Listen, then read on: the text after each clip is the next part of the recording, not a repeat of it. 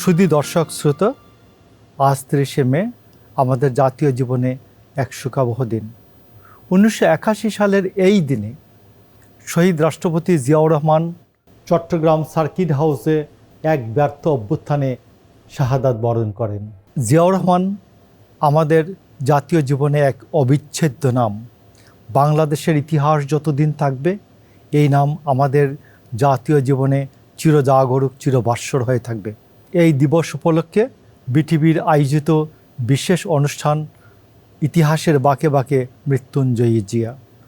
এই অনুষ্ঠানে আজকে আলোচনার জন্য আসছেন শহীদ রাষ্ট্রপতি জিয়াউর রহমানের আদর্শগড়া দল বিএনপির স্থায়ী কমিটির সদস্য মাননীয় স্বরাষ্ট্রমন্ত্রী সালাউদ্দিন আহমেদ। আরও উপস্থিত আছেন মাননীয় তথ্য ও সম্প্রচার মন্ত্রী এবং বিএনপির চেয়ারম্যানের উপদেষ্টা পরিষদের অন্যতম সদস্য জনাব জহিরুদ্দিন স্বপন। আমরা আমাদের মাননীয় স্বরাষ্ট্রমন্ত্রী জনাব সালাউদ্দিন আহমেদের কাছে যেতে চাই। ১৯৭১ সালে চট্টগ্রাম বেতার কেন্দ্র থেকে মেজর জিয়াউর রহমানের স্বাধীনতা ঘোষণা হতবিহ্বল জাতিকে জাগিয়ে তুলেছিল। আমাদের স্বাধীনতা এবং জিয়াউর রহমান এক অবিচ্ছেদ্য অংশ। আপনি কিভাবে দেখেন? শহীদ রাষ্ট্রপতি জিয়াউর রহমান ১৯৩৬ সালের ১৯শে জানুয়ারি বগুড়ায় জন্মগ্রহণ করেন। ডাকনাম কমল। সেই কমলের কণ্ঠেই বাংলাদেশের স্বাধীনতা ঘোষণা হবে, এটা যেন নিয়তি। ১৯৫২ সালে সামরিক বাহিনীতে যোগদান এবং কমিশন প্রাপ্ত হয় ১৯৫৫-তে। তারপরে ৬৯-৭০-এর দিকে তিনি ইস্ট বেঙ্গল রেজিমেন্টে মেজর হিসেবে এখানে আসেন। তারপরে ৭০-এর নির্বাচনের পরে এলএফওর ফ্রেমওয়ার্কে পূর্ব পাকিস্তানের এই অংশে যখন পাকিস্তানের শাসক গোষ্ঠী পার্লামেন্ট বসতে দিল না, ক্ষমতা হস্তান্তর করতে গড়িমসি করছিল এবং এক পর্যায়ে ষড়যন্ত্রের মাধ্যমে তৎকালীন কেন্দ্রীয় পাকিস্তানের যে জাতীয় সংসদের অধিবেশন অনির্ধারিত সময়ের জন্য নিশ্চিত হয়ে গেল। সাধারণ জনগণ বুঝতে পেরেছিল তারা গণতন্ত্র দিবে না। সামরিক বাহিনীর অফিসাররা তখন তাদের সেই উদ্যোগের কথা তৎকালীন রাজনৈতিক নেতৃত্বকে জানিয়েছিলেন। তারা সেটা আমলে নেননি। ঠিক ২৫শে মার্চ কালো রাতে রাজারবাগ পুলিশ লাইনে হামলা, ম্যাসাকারের মধ্য দিয়ে এই যে গণহত্যা শুরু হলো, তখনই তৎকালীন মেজর জিয়া, শহীদ রাষ্ট্রপতি জিয়াউর রহমান, তার সাহসী কণ্ঠস্বর উচ্চারিত হলো। তিনি সোয়াত জাহাজ থেকে অস্ত্র খালাসের জন্য প্রেরিত হয়েছিলেন তার কমান্ডার জানজুয়া, লেফটেন্যান্ট কর্নেল জানজুয়ার নির্দেশে। প্রতিমধ্যে তিনি খবর পেলেন যে রাজারবাগে ম্যাসাকার শুরু হয়েছে। ওখান থেকেই তিনি ওই রিভল্ট ঘোষণা দিয়ে তার স্টেশনে ফিরে আসলেন এবং তার অধীনস্থ সামরিক কর্মকর্তাদেরকে নির্দেশ দিলেন। তার ঊর্ধ্বতন সামরিক কর্মকর্তা জানজুয়াকে গ্রেফতার করলেন, হত্যা করা হলো। অন্যান্য পাকিস্তানের সামরিক কর্মকর্তাদেরকে গ্রেফতার করা হলো।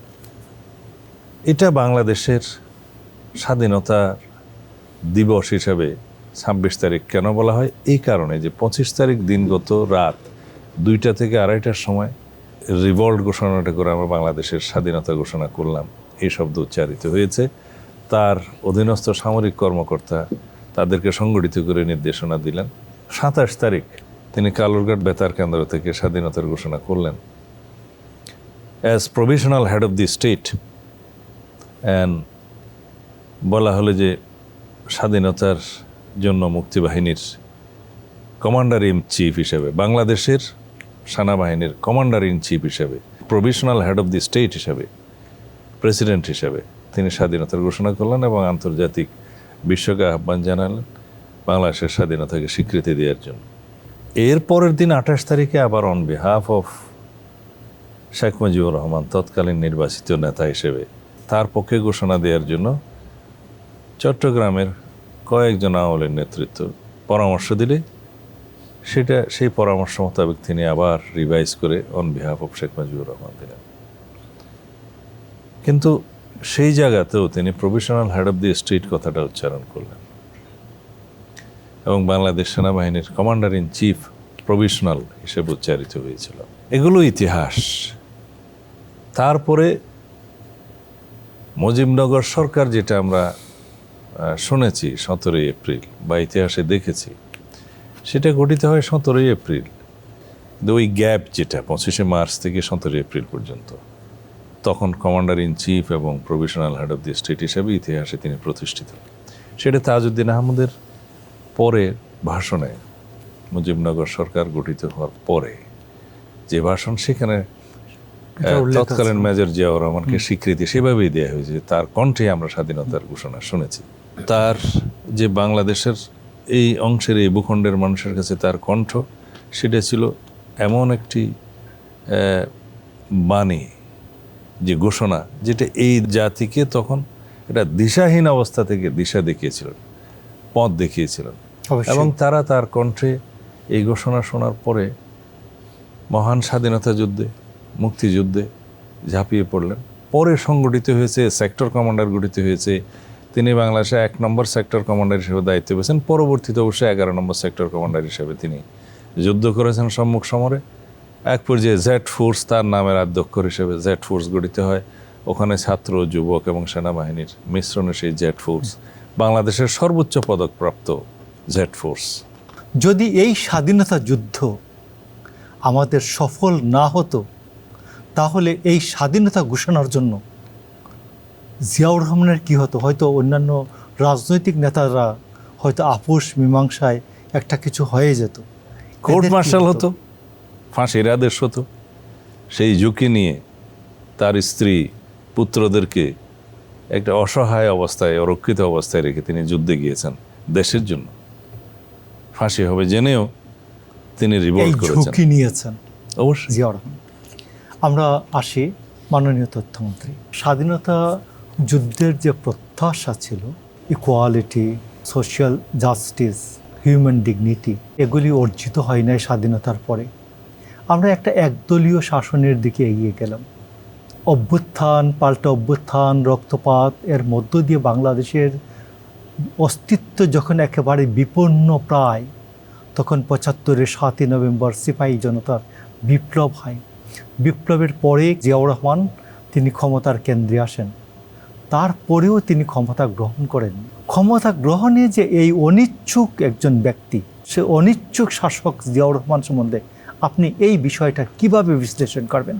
আমাদের মাননীয় স্বরাষ্ট্রমন্ত্রী এবং দলের স্থায়ী কমিটির নেতা জনাব সালাউদ্দিন আহমেদের প্রশ্নোত্তরে আমরা জেনেছি নতুন করে আবারও যে আমাদের দেশের স্বায়ত্তশাসনের রাজনৈতিক সংগ্রাম কীভাবে মহান স্বাধীনতা যুদ্ধে রূপান্তরিত হয়েছে শহীদ রাষ্ট্রপতি জিয়াউর রহমানের যুদ্ধের ঘোষণার মধ্য দিয়ে।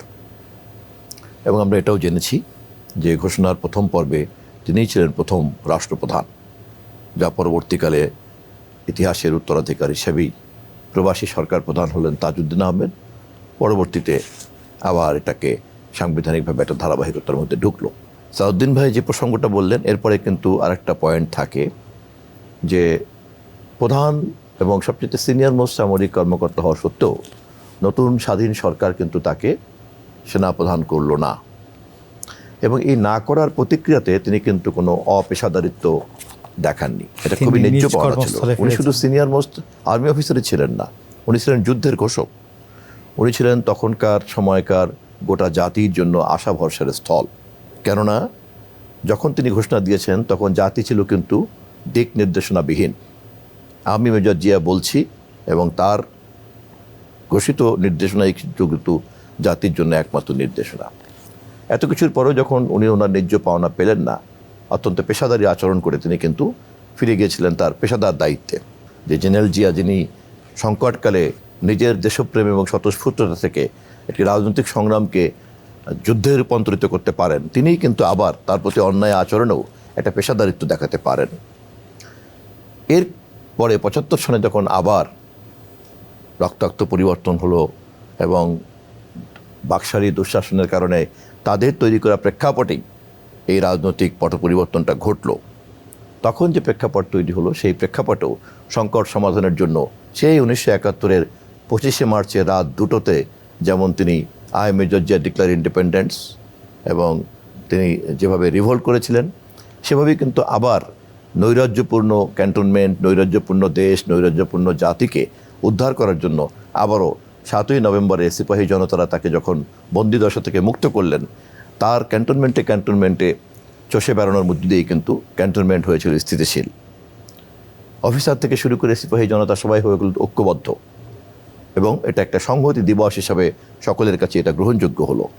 সেই ধারাবাহিকতাতে তিনি নেপথ্যে থেকে তৎকালীন সময়কার অস্থায়ী সরকার বিচারপতি সায়েম, যেই প্রধান বিচারপতিকে মুজিবুর রহমান সাহেবের সরকার নিয়োগ দিয়েছিল, যিনি ছিলেন বাংলাদেশের প্রথম প্রধান সামরিক আইন প্রশাসক, প্রধান বিচারপতি, তাকেই সামনে রেখে কিন্তু তাকে এই রাষ্ট্র পরিচালনা করতে হয়েছে 77-এর 21শে এপ্রিল পর্যন্ত। এরপরে যখন পরিস্থিতি বাধ্য করেছে, তখন তিনি আনুষ্ঠানিকভাবে, তাও আবার নির্বাচনের মধ্য দিয়ে, এবং তিনি নির্বাচিত রাষ্ট্রপতি হিসাবে 77-এ এসে রাষ্ট্র ক্ষমতা গ্রহণ করলেন। মৃত্যু পর্যন্ত তিনি এই দায়িত্ব ছিলেন এবং এই অল্প সময়ের মধ্যে তাকে কত কাজ করতে হয়েছে তা আমরা জানি। যেমন এই বিটিভিতে নতুন করে অনুষ্ঠান আয়োজন করা, নতুন প্রজন্মকে সামনে আনা, দুর্ভিক্ষ প্রতিরোধে তার ভূমিকা, অথবা আন্তর্জাতিক অঙ্গনে তার ভূমিকা, ওয়াইসিতে তার ভূমিকা, আলকুদসে তার ভূমিকা, আমি এই প্রসঙ্গগুলিতে নাই গেলাম, অথবা সার্ক গঠন করার মধ্য দিয়ে প্রতিবেশী রাষ্ট্র ভারত সহ অন্যান্য সকলের সঙ্গে একটি সামঞ্জস্যপূর্ণ পররাষ্ট্রনীতিতে দেশকে ফিরিয়ে নিয়ে যাওয়া, চীনের মতো একটি আধুনিক বিশ্ব শক্তির সঙ্গে বাংলাদেশের সম্পর্ক তৈরি করা, সবটাই কিন্তু এই স্বল্প সময়ের মধ্যে উনিই করেছেন। এবং এই ধারাবাহিকতাতেই বাংলাদেশ আজকের অর্থনীতির যে প্রধান দুইটি পা, একটি হচ্ছে রেমিটেন্স আর একটি হচ্ছে কিন্তু গার্মেন্টসের রপ্তানি, এই দুটিও কিন্তু উনিই যাত্রা শুরু করেছেন। ফলে তিনি মৃত্যুঞ্জয়ী এই কারণেই, একটি হচ্ছে একটি রাজনৈতিক সংগ্রাম যখন দিক নির্দেশনাবিহীন ছিল, তখন তিনি তাকে স্বাধীনতা যুদ্ধে রূপান্তরিত করেছিলেন। আবার একটি বিধ্বস্ত জাতি যখন দিক নির্দেশনাবিহীন ছিল, তিনি তাকে নিশানা দিয়েছেন, অর্থনৈতিকভাবে ভিত্তি দিয়েছেন এবং স্বনির্ভর বাংলাদেশের পথ যাত্রা তিনিই শুরু করেছেন। আপনি জানেন যে এই টেলিভিশন ছিল সাদা কালো। জিয়াউর রহমান 80 সালে রঙিন টেলিভিশন, তারপর আমাদের রঙিন চলচ্চিত্রের যুগে বাংলাদেশকে প্রবেশ করিয়ে যান একটা।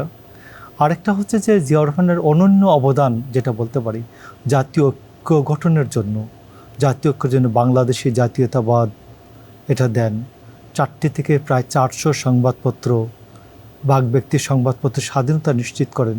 মিলিটারি ব্যুরোক্রেসি থেকে এসে মানুষের এই অধিকার কিভাবে প্রতিষ্ঠায় মনোনিবেশ করতে পারলেন। তিনি যখন সামরিক কর্মকর্তা হিসাবে 1952-তে যখন পাকিস্তান সামরিক বাহিনীতে যুক্ত হলেন, 55-তে উনি কমিশন পেলেন এবং 1965-তে উনি পাক ভারত যুদ্ধে অংশগ্রহণ করলেন এবং 1971-এ যখন মহান মুক্তিযুদ্ধ শুরু হয়, তখন তিনি এই অঞ্চলেই পাকিস্তান সামরিক বাহিনীর একজন কর্মকর্তা হিসেবে কাজ করছেন।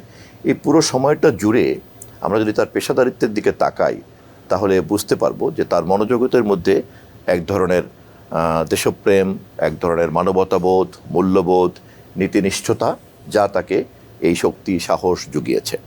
যখন একটি জাতির রাজনৈতিক দিক নির্দেশাবিহীন পরিস্থিতিতে স্বতঃস্ফূর্তভাবে একজন মেজর রিভোল্ট করতে পারেন 36 বছর বয়সে, এবং সেই বয়সে তিনি যখন এই দায়িত্ব নিতে পারেন, এবং তা কেবলই নিজের দেশপ্রেম থেকে, নিজের সততা থেকে, নিজের মূল্যবোধ থেকে, সেটা তার মধ্যে কী ধরনের একটি শক্তিশালী মনোজগৎ ছিল তার কিন্তু আমরা পরিচয় পাই। মূলত এই পরিচয় কিন্তু তাকে পরবর্তীকালে একজন রাজনীতিবিদ হিসাবে তৈরি করেছে। মূলত তার মনোজগতের এই কাঠামোই কিন্তু পরবর্তীকালে তাকে বাংলাদেশি জাতীয়তাবাদের দার্শনিকে রূপান্তরিত করেছে। মূলত এই মনোজগতের কাঠামোই কিন্তু পরবর্তীতে তাকে আন্তর্জাতিক অঙ্গনে প্রতিষ্ঠিত করেছে। এমনকি এই দক্ষিণ এশিয়াতে সার্ক গঠন করার মধ্যে দিয়েও তিনি সমসাময়িকতা কিন্তু স্পষ্ট করেছেন। গঙ্গা চুক্তির মতো বিষয়টিকে ফয়সলা করেছেন। তৎকালীন সময়কার মৌলানা ভাসানী সহ রাজনীতিবিদদেরকে কাজে লাগিয়ে তিনি জনমতকে সংশ্লিষ্ট করেছেন রাষ্ট্রের নীতি নির্ধারণের সঙ্গে। স্বল্প জীবনের এই মহানায়ক সে কারণেই আজ মৃত্যুঞ্জয়ী। মাননীয় স্বরাষ্ট্রমন্ত্রী, আপনি দেখবেন যে শহীদ রাষ্ট্রপতি জিয়াউর রহমান তিনি প্রেসিডেন্ট হিসাবে বাংলাদেশের প্রান্ত থেকে প্রান্ত ঘুরে বেরিয়েছেন, হেঁটে বেরিয়েছেন, থানা থেকে জেলা, তিনি সবচেয়ে জোর দিয়েছেন গ্রামীণ উন্নয়ন। তিনি স্থানীয় নেতৃত্ব তৈরির মাধ্যমে এবং বহুদলীয় গণতন্ত্র প্রবর্তনের মাধ্যমে আধুনিক বাংলাদেশের উন্নয়নের চিত্র বা দৃশ্যকল্প দেখেন। এই দৃশ্যকল্পকে আপনি কিভাবে আজকেও অনুভব করেন স্বরাষ্ট্রমন্ত্রী হিসাবে? একটি রাষ্ট্রকে কিভাবে গণতান্ত্রিক ভিত্তি তিনি দিলেন, এই রাষ্ট্রের বিচার বিভাগকে কিভাবে তিনি স্বাধীনভাবে স্থাপন করলেন, গণমাধ্যমের স্বাধীনতা দিলেন, শিল্পায়ন করলেন, শিক্ষা, সংস্কৃতি, ক্রীড়ায়, নারী উন্নয়নে কিভাবে তিনি ভূমিকা রাখলেন, মেট্রোপলিটন পুলিশ, হ্যাঁ, সব কিছুই। আমরা আজ পর্যন্ত যে সমস্ত যে ভিত্তিগুলোর উপরে দাঁড়িয়ে আছি তার অধিকাংশই শহীদ রাষ্ট্রপতি জিয়াউর রহমানের সময় সূচনা হয়েছে। শহীদ রাষ্ট্রপতি জিয়াউর রহমানকে যদি আমরা অনুধাবন করতে চাই, মূল্যায়ন করতে চাই, শুধু ৭১ নয়, ৭১-এর পরে মানে তথ্যমন্ত্রী ঠিকই বলেছেন, তিনি সেনা জীবনে ফেরত গিয়েছেন। যখন দুঃখজনক ঘটনা 15ই আগস্টের মর্মান্তিক হত্যাকাণ্ড হলো, তারপরে তখন খন্দকার মোস্তাক আহমদ সাহেব রাষ্ট্রপতি ঘোষিত হলেন। তার অধীনে 4 জন কি 5 জন বাদে তৎকালীন আওয়ামী লীগের মন্ত্রিসভায় সবাই শপথ নিলেন। ওই একটা সময়ের পরে, অস্থির সময়ের পরে, শহীদ রাষ্ট্রপতি জিয়াউর রহমান খুব পেশাদারিত্বের সাথে বলেছিলেন যে ভাইস প্রেসিডেন্ট আছে, তিনি দেখবেন। সামরিক হস্তক্ষেপে তিনি কখনো বিশ্বাস করেননি। গণতন্ত্র মানা শহীদ রাষ্ট্রপতি জিয়াউর রহমান তৎকালে ছিলেন উপপ্রধান, সেনাবাহিনীর উপপ্রধান, ডেপুটি চিফ। এরপরে ষড়যন্ত্র থেমে থাকেনি।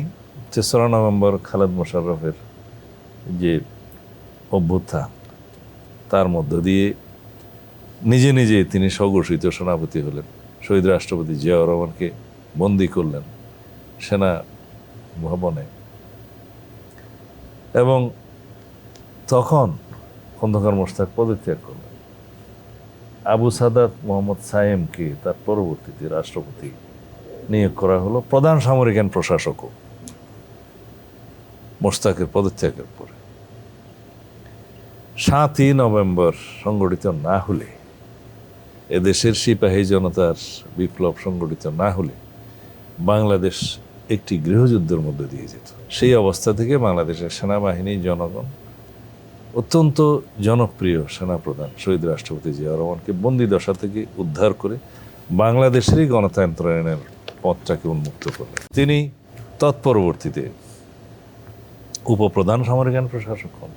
এরপরে জাস্টিস সায়েম যখন স্বাস্থ্যগত কারণে রিজাইন করলেন, তখন তিনি রাষ্ট্রপতির দায়িত্ব এবং প্রধান সামরিক আইন প্রশাসকের দায়িত্বে আসলেন। তিনি গণভোট দিলেন, জনগণের কাছে গেলেন, তার শাসন ব্যবস্থা এবং নীতি আদর্শের প্রতি সম্মতি আছে কিনা, হ্যাঁ বা না বলুন। সেই গণভোটের ব্যাপক ভোট প্রদান করে জনগণ।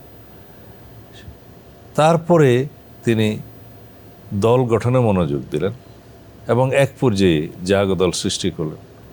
1979 সালে যে গণতান্ত্রিক নির্বাচন, বহুদলীয় গণতান্ত্রিক যাত্রা শুরু হবে, তখন সব দলের অংশগ্রহণের নির্বাচনটা হলো। একদলীয় বাকশাল প্রথাকে তিনি বিলুপ্ত করলেন, তখন প্রোক্লামেশনের মাধ্যমে। পরে সেটা 5ম সংশোধনীতে গৃহীত হয়েছিল, সেই প্রোক্লামেশনগুলো। আজকাল অনেকেই বলে যে প্রোক্লামেশনের মাধ্যমে সংবিধান পরিবর্তন হয়েছে। নো, তখন সংবিধান স্থগিত ছিল, সংবিধান তখন কার্যকর ছিল না।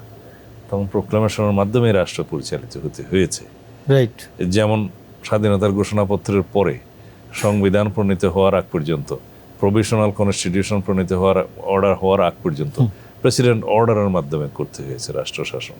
1979 সালে যখন সব দলের অন্তর্ভুক্তিমূলক একটা নির্বাচিত হলো, সেই নির্বাচনের পরে 5th অ্যামেন্ডমেন্টের মধ্য দিয়ে, 5ম সংশোধনের মধ্য দিয়ে বাংলাদেশের সত্যিকারভাবে বহুদলীয় গণতান্ত্রিক রাজনীতির চর্চা শুরু হলো, প্রতিষ্ঠা শুরু হলো। শহীদ রাষ্ট্রপতি জিয়াউর রহমানকে এই জাতি স্মরণ রাখবে তার বাংলাদেশি জাতীয়তাবাদের ধারণার জন্য, মতবাদের জন্য, যে এই জাতিকে ঐক্যবদ্ধ করার জন্য এই ভূখণ্ডের মধ্যে যারাই আছে তারা দল মত নির্বিশেষে, ধর্ম বর্ণ নির্বিশেষে, ভাষাভাষী নির্বিশেষে সবাই এক দেশের মানুষ হিসেবে পরিচিতি পেলেন। বাংলাদেশে সবাইকে একত্রিত করলেন, ঐক্যবদ্ধ করলেন এবং জাতিকে এগিয়ে নিয়ে গেলেন। আজ পর্যন্ত আমরা সেই বাংলাদেশে জাতীয়তাবাদের ধারণাকে আঁকড়ে আছি সাংবিধানিকভাবে। পঞ্চম সংশোধনের মধ্য দিয়ে তিনি বিচার বিভাগের স্বাধীনতা নিশ্চিত করলেন এবং আর্টিকেল 96-এর মাধ্যমে সুপ্রিম জুডিশিয়াল কাউন্সিল প্রতিষ্ঠা করলেন। ইতিপূর্বে পার্লামেন্ট এবং প্রেসিডেন্টের ইন্টারফিয়ারেন্স ছিল, অনেকটা হাতে ছিল বিচার বিভাগ। প্রশাসন বিভাগ যা বলবে তার অধীনস্থ একটা সাবঅর্ডিনেট অর্গান হিসেবে কাজ করত অনেকটা আইনি ধারণে। রাষ্ট্রপতি জিয়াউর রহমানের একটা কালজয়ী যুগান্তকারী পদক্ষেপ, সেটা হলো এই দেশের জলাধার সংরক্ষণ, খাল খননের মধ্য দিয়ে কৃষি বিপ্লব শুরু করলেন, সবুজ বিপ্লব শুরু করলেন। সেটা অত্যন্ত জনপ্রিয় হয়ে গেল এবং দেখা গেল যে বাংলাদেশে বন্যা নিয়ন্ত্রণ হয়ে যাচ্ছে এবং জলাধার সৃষ্টি হলো, কৃষি বিপ্লব হলো, বৃক্ষরোপণ হলো। এইভাবে পরিবেশ সংরক্ষণের মধ্য দিয়ে, মানুষের কর্মসংস্থানের মধ্য দিয়ে, কৃষি উৎপাদন বৃদ্ধির মধ্য দিয়ে, মৎস্য উৎপাদন বৃদ্ধির মধ্য দিয়ে বাংলাদেশকে একটি খাদ্যের স্বয়ংসম্পূর্ণ জাতিতে পরিণত করলো। তার স্বনির্ভর বাংলাদেশ গড়ার যে স্বপ্ন, সেটা বাস্তবায়ন করা শুরু হলো। বাংলাদেশে যে শিল্পায়ন শুরু হয়েছে, বেসরকারি খাতকে উৎসাহিত করার জন্য সরকারি যে সমস্ত মিল কারখানা ছিল সেটা বেসরকারি খাতে প্রদানের যে উদ্যোগ, শহীদ রাষ্ট্রপতি জিয়াউর রহমানের উদ্যোগ। যে গার্মেন্টস শিল্পের সূচনা, শহীদ রাষ্ট্রপতি জিয়াউর রহমানের উদ্যোগ। বিদেশে শ্রমিক প্রেরণের যে উদ্যোগ, সেটা শহীদ রাষ্ট্রপতি জিয়াউর রহমানের উদ্যোগ। এইভাবে সর্বক্ষেত্রে শিক্ষায় গণশিক্ষার উদ্যোগ, তার উদ্যোগ। এখন শুধুমাত্র আমরা বলতে পারি যে শহীদ রাষ্ট্রপতি জিয়াউর রহমানের এই সমস্ত উদ্যোগের কারণেই তখন বাংলাদেশ একটি স্বয়ংসম্পূর্ণ দেশে পরিণত হওয়া শুরু করেছিল। আমরা এই পর্যায়ে বলতে পারি যে আমাদের আজকে বাংলাদেশ যে দুইটা ভিত্তির উপর দাঁড়িয়ে আছে, একটা হচ্ছে গার্মেন্টস শিল্প আর একটা হচ্ছে জনশক্তি, রফতানি, রেমিটেন্স, দুটাই জিয়াউর রহমানের হাত ধরে হয়েছে। মাননীয় তথ্যমন্ত্রী, একটা মৌলিক প্রশ্ন, কথিত সমাজতন্ত্রের নামে মিল কারখানা জাতীয়করণ করা হলো এবং সেখানে একটা লুটপাটের কেন্দ্র হলো। সেই ক্ষেত্রে জিয়াউর রহমান এসে যে একটা মৌলিক পরিবর্তন, বাক পরিবর্তন করেন, যেটা অর্থনীতির বাক পরিবর্তন, এই অর্থনীতির বাক পরিবর্তনকে আপনি কিভাবে অ্যাড্রেস করবেন? এই মুহূর্তের অর্থনীতিটা আমরা যতটাই সচ্ছলতার মধ্যে দাঁড়িয়ে আছি, যতটুকুই আছে, তা কিন্তু মূলত আমাদের রপ্তানি আয় এবং আমাদের মানব সম্পদ রপ্তানি আয়, এই দুটো রপ্তানির উপরেই কিন্তু আমাদের বৈদেশিক মুদ্রা দাঁড়িয়ে আছে। এবং আমাদের এই মুহূর্তে যে আমরা ডেমোগ্রাফিক ডিভিডেন্টের মধ্যে আমরা দাঁড়িয়ে আছি, আমরা এটাকেই এই পণ্য তৈরি করার ক্ষেত্রে সবচেয়ে বড় র মেটেরিয়ালস হিসেবে ব্যবহার করছেন শিল্প উৎপাদনকারীরা। কেন সম্ভব হচ্ছে, কী কারণে করছেন? দেখেন, এই ক্ষেত্রে গার্মেন্টস রপ্তানি করার ক্ষেত্রেও কিন্তু ব্যক্তিগত উদ্যোক্তারাই কিন্তু প্রধান শক্তি। আবার মানব সম্পদ রপ্তানি করার ক্ষেত্রেও কিন্তু তারা তাদের নিজেদের উদ্যোগেই কিন্তু তৈরি করছেন। এটা দিয়ে প্রমাণিত হয় যে ব্যক্তিগত উদ্যোগকে এবং এই ধরনের ব্যক্তি পর্যায়ের উদ্যোক্তাদেরকে উৎসাহিত করা, তাদেরকে ব্যাংক সাপোর্ট দেওয়া, তহবিল দেওয়া, পলিসি সাপোর্ট দেওয়া, এটা যে জাতি, যে রাষ্ট্র যত বেশি করতে পারে, সে কিন্তু তত বেশি তার জিডিপির গ্রোথ বাড়াতে পারে। এবং শহীদ রাষ্ট্রপতি জিয়াউর রহমান এই নীতিটা না নেওয়ার আগ মুহূর্ত পর্যন্ত রাজনীতিতেও যেমন তৎকালীন সরকার একটা কেন্দ্রীভূত চিন্তা করত, যে কারণে সে একদলীয় শাসন কায়েম করলো, অর্থনীতিতেও কিন্তু তাদের একটা কেন্দ্রীয় নিয়ন্ত্রণের মধ্যে রাখার চেষ্টা ছিল, যা রাষ্ট্র কর্তৃক ডমিনেটেড ছিল। আমরা সবাই জানি রাষ্ট্র একটা বিমূর্ত প্রতিষ্ঠান, যা কেবলমাত্র মানুষের অংশগ্রহণ করার মধ্য দিয়েই কিন্তু মূর্তমান হয়। কিন্তু সেই বিমূর্ত প্রতিষ্ঠানকে যখন উদ্যোক্তার দায়িত্ব দেওয়া হয়, তখন সেখানে কী ধরনের লুটপাট হতে পারে তার প্রমাণ কিন্তু আমরা 72 থেকে 75 পেয়েছি। প্রত্যেকটি মিল, কল, কারখানা একটা লুটপাটের আশ্রয় হয়ে গিয়েছিল। এবং সেখান থেকে অর্থনীতিকে যে উনি চাকাটা ঘোরাতে পেরেছেন, তা কিন্তু এই কারণেই যে একটা বাজার অর্থনীতির যে মুক্ত পরিবেশ তৈরি করা হলো, উদ্যোক্তাদেরকে ডেকে আনা হলো, মানুষের মধ্যে যাদের উদ্যোগী চরিত্র আছে, তাড়না আছে, তাদের সকলকে ডেকে ডেকে ব্যাংক সাপোর্ট দেওয়া হলো। তারই সুফল কিন্তু আজকের এই গার্মেন্টস রপ্তানির যে আমরা যেখানে দাঁড়িয়ে আছি। আমাদের প্রায় $40 বিলিয়ন মতো আমরা ইনকাম করি এখান থেকে। আমরা প্রায় 25 থেকে 30 বিলিয়ন মতো আমরা রেমিটেন্স থেকে ইনকাম করি। এবং এই দুইটা ইনকামের উপরেই কিন্তু বাংলাদেশের মূল অর্থনীতি দাঁড়িয়ে আছে। অন্যান্য সবগুলো আমাদের আভ্যন্তরীণ জায়গা থেকে আমরা জোগাড় করি। তো এই সাকসেসের কারণটাই কিন্তু উনি যখন রাজনৈতিকভাবে একদিকে যেমন পঞ্চম সংশোধনীর মধ্য দিয়ে একদলীয় শাসন ব্যবস্থাকে একটা বহুদলীয় গণতন্ত্রে ট্রান্সফর্ম করার কনস্টিটিউশনাল স্ট্রাকচার করলেন, অপরদিকে কিন্তু একটা কেন্দ্রীভূত অর্থনীতিকে একটা সম্মিলিত উদ্যোক্তাদের অর্থনীতিতে রূপান্তরিত করলেন বাজার অর্থনীতির ছায়াতলে। 70-এর দশকে যখন সারা পৃথিবী জুড়ে সমাজতন্ত্রের রীতিমতো জয় জয়াকার, 80-র দশকের অর্ধেক পর্যন্ত, সেই সময় যে জিয়াউর রহমানের এই যে দূরদর্শিতা, যে অর্থনীতিকে বাক পরিবর্তন করে দেওয়া, এখানে একটা ক্যাপিটালিজমের মন্তব্য দিকে। করা দরকার, হ্যাঁ। এটা এই দূরদর্শিতা তো তার ছিলই, তার চেয়ে তো বড় কথা ওই সময় যারা রাজনীতিতে এই সমস্ত সিদ্ধান্তের সঙ্গে জড়িত ছিলেন, এদের বেশিরভাগই ছিলেন কিন্তু কোনো না কোনো আদর্শের দাস, অথবা কোনো না কোনো সচেতন অথবা অবচেতনভাবে কোনো না কোনো চিন্তার দাসত্ব করতেন। শহীদ রাষ্ট্রপতি জিয়াউর রহমানের সবচেয়ে বড় বৈশিষ্ট্য ছিল যে উনি ওনার সম্পূর্ণ জীবনে উনি কিন্তু একটা মুক্ত চিন্তা এবং যুক্তিবোধ দ্বারা কিন্তু তাড়িত হতেন। যেমন দেখেন, উনি যখন বলছেন উই রিভোল্ট, এর আগে কিন্তু উনি এটা কিন্তু কেউ ওনাকে শিখিয়ে দেয় নাই, কেউ বলেও নাই, কিন্তু উনি পরিস্থিতি ওনাকে বলেছেন এবং তাই করেছেন। এবং সেইটা একটা রাজনৈতিক সংগ্রাম যা দিক নির্দেশনাবিহীন হয়ে পড়লো, সেটা যুদ্ধে রূপান্তরিত হলো। কীভাবে হলো? কারণ ওনার মতো একজন ব্যক্তির ওই পর্যায়ে দাঁড়িয়ে থেকে এই যে যুক্তিবোধ, এই যে দেশপ্রেম উনি চর্চা করলেন, অতএব এই মনোজগৎটাই কিন্তু হচ্ছে ইম্পর্টেন্ট। অন্যরা পারে না কেন? অন্যরা পারে না, তাদের হাতে যতই ক্ষমতা থাকুক, তারা কোনো না কোনো চিন্তার দাসত্ব করেন, কোনো না কোনো কাঠামোতে আর কোনো মুক্তভাবে একটা পরিস্থিতিকে বোঝার মতো সেই প্রজ্ঞা তাদের ছিল না। এটাই ছিল শহীদ জিয়াউর রহমানের সবচেয়ে বড় বৈশিষ্ট্য, যা তাকে রাজনীতিবিহীন একজন পেশাদার সামরিক কর্মকর্তা থেকে সবচেয়ে জনপ্রিয় একজন রাজনীতিবিদে রূপান্তরিত করলো খুব স্বল্প সময়ের মধ্যে। মাননীয় স্বরাষ্ট্রমন্ত্রী, আন্তর্জাতিক ক্ষেত্রে যে জিয়াউর রহমানের বিশাল ভাবমূর্তি অর্জন, এই অর্জনের পেছনে জিয়াউর রহমানের ব্যক্তিত্বকে আপনি কিভাবে বলবেন, এবং এই ভাবমূর্তি অর্জনই কি জিয়াউর রহমানের শাহাদাত বরণের কারণ? শহীদ রাষ্ট্রপতি জিয়াউর রহমানের রাষ্ট্রচিন্তা, রাষ্ট্রদর্শন যেমন ছিল, আন্তর্জাতিক বিশ্বে তিনি অবদান রাখার ক্ষেত্রে আমরা বিশ্লেষণ করলে দেখতে পাব তিনি একজন বৈশ্বিক নেতাও বটে। তিনি বাংলাদেশকে নিরাপত্তা পরিষদের জাতিসংঘের সদস্য পদে নির্বাচিত করার জন্য যাদের সাথে প্রতিযোগিতা করেছেন, সেই দেশটা সারা পৃথিবীতে একটা উন্নত দেশ, জাপান। তিনি তার আন্তর্জাতিক সম্পর্কের কারণে এবং সফল কূটনৈতিক উদ্যোগের কারণে তিনি বাংলাদেশের এই সম্মানটা নিয়ে আসতে পেরেছিলেন এবং সারা বিশ্বে নিরাপত্তা পরিষদের সদস্যদের খুবই সীমিত প্রতিষ্ঠা করতে পেরেছিলেন। স্বাধীন সার্বভৌম একটি দেশ আছে বাংলাদেশ, সেই দেশটি এখন নিরাপত্তা পরিষদের সদস্য জাতিসংঘ। তার বিচক্ষণতার জন্য এবং আন্তর্জাতিক ভাবনার কারণে তিনি সার্কের মতো একটা আঞ্চলিক ফোরাম সৃষ্টি করার চেষ্টা করেছিলেন, যাতে সমন্বিতভাবে এই অঞ্চলের নিরাপত্তা এবং অগ্রগতি উন্নয়ন সাধন করা যায়। এখন আপনারা দেখবেন যে বিভিন্ন আঞ্চলিক সংগঠন এরকম আছে, আঞ্চলিক সংগঠন আসিয়ান আছে, সেরকম আরও অনেক সংগঠন আছে যাদের মূল উদ্দেশ্য হচ্ছে অর্থনৈতিক উন্নয়ন। কিন্তু আমাদের এই সার্কের ভাবনার মধ্যে ছিল আঞ্চলিক নিরাপত্তা, সহযোগিতা এবং সার্বভৌমত্ব রক্ষা, অখণ্ডতা রক্ষা, অর্থনৈতিক অগ্রগতি, উন্নয়ন। তিনি ইরান ইরাক যুদ্ধে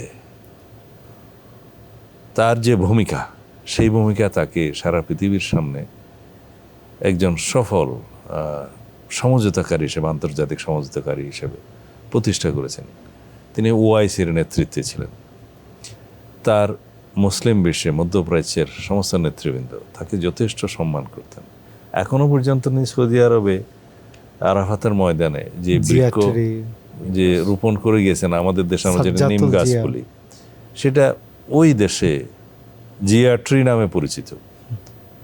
এখনো পর্যন্ত জিয়ার নাম সৌদি আরবে, মধ্যপ্রাচ্যে যেখানে নিলে এক নামে পরিচিত, যে জিয়া বাংলাদেশে একসময় প্রেসিডেন্ট ছিলেন। তিনি আন্তর্জাতিক জিয়া, তিনি বিশ্ব নেতা জিয়া। আমরা বাংলাদেশের অর্থনৈতিক অবস্থার প্রেক্ষিতে যদি জিয়াউর রহমানকে মূল্যায়ন করি, তাহলে এটা অবমূল্যায়ন হবে। একটা মোটামুটি দুর্বল বা গরিব অর্থনৈতিক দেশের নেতাও যে বিশ্ব নেতা হতে পারেন, তখন তিনি সেটা দেখিয়ে দিয়ে গেছেন।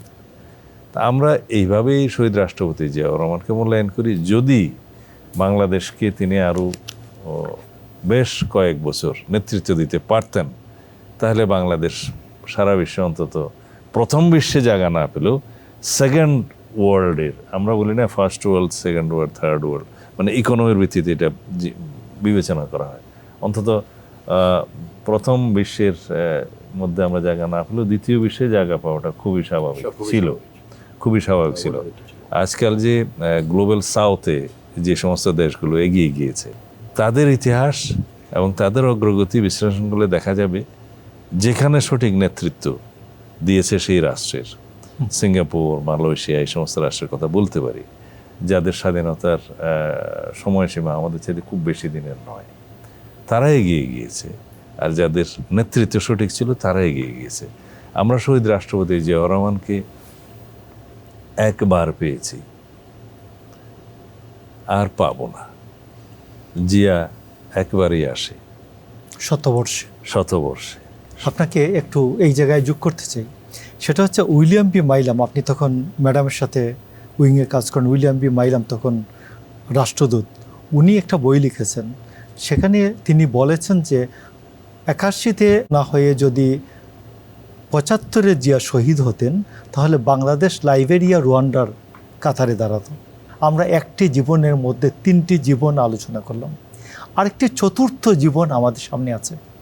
তার শাহাদাতের মধ্য দিয়ে ইতিহাস সমাপ্ত হয় নাই। তিনি রেখে গিয়েছেন তার সহধর্মিণী দেশনেত্রী বেগম খালেদা জিয়া। তিনি স্বৈরাচারকে হটিয়ে তিনবার প্রধানমন্ত্রী হয়েছেন। তিনি বাংলাদেশের গণতন্ত্রের জন্য জীবন দিয়েছেন। তিনি রেখে গিয়েছেন সুযোগ্য সন্তান, তার উত্তরাধিকার আমাদের বর্তমান নেতৃত্ব প্রধানমন্ত্রী তারেক রহমান। আমরা ইতিহাসে পৃথিবীর কয়টি দেশে এইরকম ঘটনা আছে? এই বিরল ঘটনা কি আপনি কিভাবে বিশ্লেষণ করবেন জিয়াউর রহমানের চতুর্থ জীবন? শহীদ রাষ্ট্রপতি জিয়াউর রহমান এবং তার উত্তরাধিকার, এটার সাথে সারা বিশ্বে যদি আমরা দেখি খুব বেশি ইতিহাস আমরা পাবো না। রাজতন্ত্র ছাড়া ডেমোক্রেসিতে 3টা জেনারেশন বা ভবিষ্যৎ জেনারেশন, বা বাংলাদেশের মতো এই সমস্ত দেশে যে গণতান্ত্রিকভাবে লিগেসিটাকে নিয়ে যাওয়া, রাজনীতিতে অ্যাক্টিভলি রোল প্লে করে নিজের মেধা, শ্রম, অভিজ্ঞতা, ত্যাগের মধ্য দিয়ে বেড়ে ওঠা শহীদ রাষ্ট্রপতি জিয়াউর রহমানের প্রথম উত্তরাধিকার দেশনেত্রী বেগম খালেদা জিয়া। তারপরে দীর্ঘ রাজনৈতিক আন্দোলন, সংগ্রাম, ত্যাগ, তিতিক্ষা, মেধা, পরিশ্রম, ঘাম, রক্ত, সব কিছুর মধ্য দিয়ে আজকে প্রতিষ্ঠিত হয়েছে আমাদের নেতা জনাব তারেক রহমান। কিন্তু আপনি যেভাবে বললেন যে জিয়াউর রহমান ছিল সেই বৃক্ষের বীজ, তার মধ্য থেকে এখন মহিরহ হয়েছে। এবং বাংলাদেশের মানুষ যখন চিন্তা করে যে এই বাংলাদেশের অস্তিত্ব, এই বাংলাদেশের ইতিহাস, এই বাংলাদেশের অগ্রগতি, তখন শহীদ রাষ্ট্রপতি জিয়াউর রহমানের কথাই চিন্তা করে। তারপরে যখন চিন্তা করে এই ধারাবাহিকতাকে যিনি এগিয়ে নিয়ে গেছেন তিনি দেশনেত্রী বেগম খালেদা জিয়া, বারে বারে গণতন্ত্রকে পুনরুদ্ধারের যে সংগ্রাম, সেই সংগ্রামে অসীম ত্যাগের মধ্য দিয়ে, অবিরাম সংগ্রামের মধ্যে দিয়ে তিনি জয়ী হয়েছেন। 1990-তে গণতন্ত্রকে ফিরিয়ে নিয়ে আসছেন। একইভাবে আমাদের নেতা জনাব তারেক রহমান যেভাবে বেগম খালেদা জিয়ার নীতি আদর্শ, শহীদ রাষ্ট্রপতি জিয়ার নীতি আদর্শ এবং সংগ্রামের যে শিক্ষা সেটাকে ধারণ করে যেইভাবে বিগত 17 বছর ফ্যাসিবাদ বিরোধী রাজনৈতিক গণতান্ত্রিক সংগ্রামকে এগিয়ে নিয়ে গেছেন, সেই সংগ্রামের মধ্য দিয়ে, সেই সিঁড়িগুলোর মধ্য দিয়ে আমরা রক্তের সোপান মাড়িয়ে 2024-এ এই 5ই আগস্টের ছাত্র গণ অভ্যুত্থানের মধ্য দিয়ে বাংলাদেশের গণতন্ত্রকে আবার অবমুক্ত করেছেন। প্রেসিডেন্ট জিয়াউর রহমানের পরে বেগম খালেদা জিয়া, তার ইতিহাস সংগ্রাম, তারপরে আমাদের নেতা জনাব তারেক রহমানের তার ইতিহাস, রাজনৈতিকভাবে বেড়ে ওঠা এবং তার সংগ্রাম এবং সফল হওয়া, এইগুলো যদি আমরা বিশ্লেষণ করি আমরা গোড়ায় পাবো শহীদ রাষ্ট্রপতি জিয়াউর রহমানের শিক্ষা, অনুপ্রেরণা এবং দেশপ্রেম। একই প্রশ্ন মাননীয় তথ্যমন্ত্রী আপনার কাছে। সালাউদ্দিন ভাইয়ের সঙ্গে একটু সাপ্লিমেন্ট করছি শুধু এই প্রশ্নের উত্তরে। আমরা মুক্তিযোদ্ধা জিয়াউর রহমানকে নিয়ে কথা বলেছি, আমরা রাষ্ট্রনায়ক জিয়াউর রহমানকে নিয়ে কথা বলেছি, আমরা আন্তর্জাতিক অঙ্গনের একজন বিশ্ব নেতা প্রসঙ্গেও জিয়াউর রহমানকে নিয়ে কথা বলেছি। আমরা যদি খেয়াল করি তাহলে দেখব যেমন মুক্তিযোদ্ধা জিয়াউর রহমানকে বোঝার জন্য তার নিজেরই লেখা 1972-এ সাপ্তাহিক বিচিত্রাতে যা ছাপা হয়েছিল, একটি জাতির জন্ম, 25শে মার্চ রাত 2টো, এখন রাত বাজে 2টো, তৎকালীন সময়কার শাসক সরকারের আমলেই কিন্তু এটা বহুলভাবে প্রচারিত, ছাপা হয়েছে, পড়ছে, কেউ কখনো কখনো প্রশ্ন করে নাই। এটা হতে পারে আমাদের কিন্তু সবচেয়ে নির্ভরযোগ্য দলিল। রাষ্ট্রনায়ক হিসাবে তার অবদানটা কি, অন্য সব উদাহরণ বাদ দিলাম, এই মুহূর্তের অর্থনীতিরও যে দুইটা পা তা কিন্তু তিনিই দিয়েছেন, রেমিটেন্স অ্যান্ড এক্সপোর্ট। আন্তর্জাতিক অঙ্গনে আমরা দেখেছি নিরাপত্তা পরিষদের সদস্যপদ তিনি কীভাবে জাপানের সঙ্গে প্রতিযোগিতা করে নিয়েছেন। আমরা দেখেছি তিনি জাতিসংঘকে যুক্ত করে কীভাবে গঙ্গা চুক্তি সম্পন্ন করেছেন, ভারতের সঙ্গে নিষ্পত্তি করেছেন। আমরা দেখেছি তিনি কিভাবে মধ্যপ্রাচ্য সংকটে ভূমিকা রেখেছেন, মীমাংসাকারী হিসাবে আলকুস কমিটিতে গিয়েছেন, ওয়াইসিতে গিয়েছেন। এবং আমরা দেখেছি পার্শ্ববর্তী রাষ্ট্র আমাদের প্রতিবেশী ভারতের সঙ্গে সহ সকল বহুপক্ষের মধ্যে দিয়ে একটি আঞ্চলিক স্থিতিশীলতার জন্য তিনি সার গঠন করেছেন। ফলে তার বৈশ্বিক মানটাও কিন্তু এখানে খুব পরিষ্কার। এই ধরনের পুরো পদক্ষেপগুলি কিন্তু প্রমাণ করে যে তিনি এমন একটা ইডিও পলিটিক্যাল অ্যান্ড ফিলোসফিক্যাল পজিশনে দাঁড়িয়েছিলেন, যে কারণে কিন্তু তার সংক্ষিপ্ত সময়ের মধ্যে তিনি এতগুলি কাজ করতে পেরেছিলেন। এবং সেই রাজনীতি এবং আদর্শের সঠিকতাই কিন্তু ইনফ্যাক্ট পরবর্তীকালে আমাদের মাতৃতুল্য নেত্রী দেশনেত্রী বেগম খালেদা জিয়ার রাজনৈতিক নেত্রী হিসাবে আবির্ভাব, দেশনেত্রীতে পরিণত হওয়া এবং তার চিরদিনের মতো বিদায়ের সময় মানুষের যে ভালোবাসা, আবার ঠিক তেমনিভাবে আমাদের বর্তমান প্রধানমন্ত্রী, আমাদের দলের চেয়ারম্যান তারেক রহমান যেভাবে এসে দেশে নামলেন, মানুষের ভালোবাসার মধ্যে ভাসতে ভাসতে তিনি যেভাবে নির্বাচন করলেন, নির্বাচিত হয়ে তিনি এখন প্রধানমন্ত্রীর দায়িত্ব পালন করছেন, এই সবটাই কিন্তু শুধুমাত্র যদি আমরা বায়োলজিক্যালি দেখি তাহলে ভুল করব। বরঞ্চ দেখতে হবে যেই আদর্শ, দর্শন এবং রাজনীতির সঠিকতার কারণে জিয়াউর রহমান এই পর্যায়ে পৌঁছে গেছেন, সেই সঠিকতার মধ্যেই কিন্তু এই সকল পরবর্তীকালে দেশনেত্রী বেগম খালেদা জিয়া এবং আজকের জনাব তারেক রহমানের যে সাকসেস, তার প্রধান উপাদানটা নিহিত। ধন্যবাদ আপনাকে। 4টি সফল জীবন যার, তাকে কি কখনো মৃত্যু স্পর্শ করতে পারে? তিনি শাহাদাত বরণ করলেও আমাদের মাঝে চিরজাগর থাকবেন। এবং আমাদের আজকের এই অনুষ্ঠানে মাননীয় স্বরাষ্ট্রমন্ত্রী সালাউদ্দিন আহমেদ এবং আমাদের মাননীয় তথ্যমন্ত্রী শহীদ জিয়ার আদর্শের উত্তরাধিকার জহিরুদ্দিন স্বপন, আপনারা দুজন উপস্থিত ছিলেন। আপনাদেরকে ধন্যবাদ জানাই। দর্শক শ্রোতা এতক্ষণ আমাদের সাথে ছিলেন, এই জন্য ধন্যবাদ জানিয়ে আজকের অনুষ্ঠান শেষ করছি। সবাইকে ধন্যবাদ।